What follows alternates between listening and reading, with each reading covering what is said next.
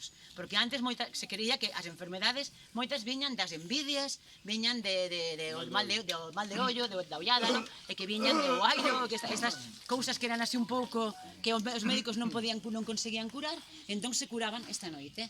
Tamén se creía que esa noite, facendo estas cousas, nos protexíamos, porque hai dous cousas moi extremas, dúas opinións moi extremas. Unha di que esa noite as bruxas e os seres así, os duendes traviesos e malignos, que esa noite non teñen poder. Que justamente por iso podemos sair toda a noite a facer festa, porque esa noite non poden facer nada con nós.